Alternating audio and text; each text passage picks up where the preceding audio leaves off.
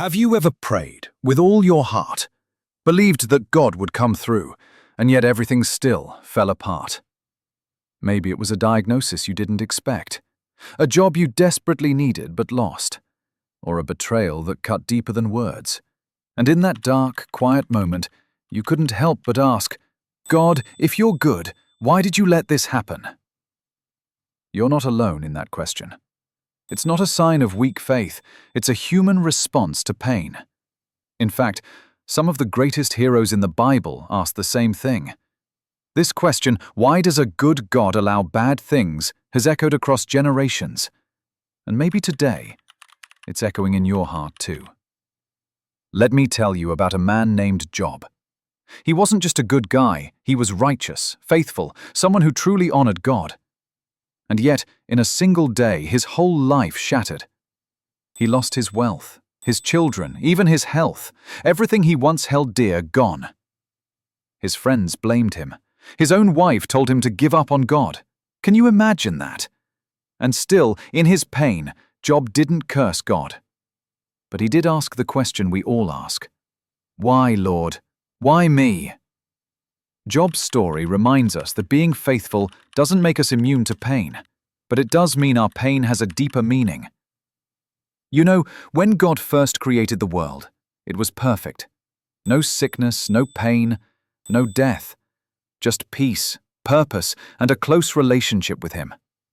That was the original design. But then came the choice.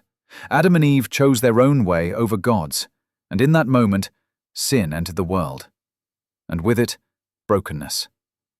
Now we live in a world that's deeply fractured, a world where people hurt each other, where disease spreads, and where even the innocent suffer. Not because God wanted it this way, but because free will opened the door to a reality He never intended. And yet, even in a fallen world, God never stopped loving us. Sometimes, when life feels like it's falling apart, we wonder if God's even paying attention. But here's the truth, He is. Romans 8:28 says, "And we know that in all things God works for the good of those who love Him." Not some things, all things. Even when it doesn't make sense. Even when you can't see the purpose. God is still moving behind the scenes, weaving your pain into something greater. Think about that. What if the very thing you're asking Him to take away is the thing He's using to prepare you for what's next? He hasn't left you. He's working in the waiting. Joseph's story is one of the most powerful reminders that God can turn the worst things around. Think about it. His own brothers betrayed him, sold him into slavery. He was thrown into prison for a crime he didn't commit. For years it looked like his life was over, but God never left him. Years later, standing face to face with those same brothers, Joseph didn't seek revenge. He said something incredible.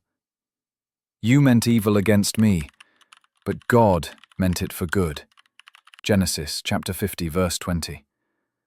So what if the very thing meant to break you is the thing God will use to bless others through you? No one suffered more unfairly than Jesus. He was mocked, beaten, nailed to a cross, yet He had done nothing wrong, not one sin. Still, He chose the cross. Why? For us. Through His pain we found forgiveness. Through His suffering we found salvation. Jesus didn't just allow pain, He redeemed it. He turned the darkest moment in history into the greatest victory of all time. So if God could bring resurrection out of crucifixion, what might He be doing through your pain right now? He doesn't waste suffering. He transforms it. Maybe you're walking through something right now that just doesn't make sense. It feels unfair, heavy, maybe even unbearable. But what if, just like Job, Joseph, or Jesus, your pain has a purpose? What if this storm you're in is actually preparing you for something greater? You're not forgotten. You're not alone. And your story isn't over. If this message spoke to you, I'd love to hear from you. Drop a comment below, share your story, your struggle, or even a moment where God turned pain into purpose in your life. And if you're new here, hit subscribe. We're building a space where faith is simple, real, and rooted in hope. See you in the next video.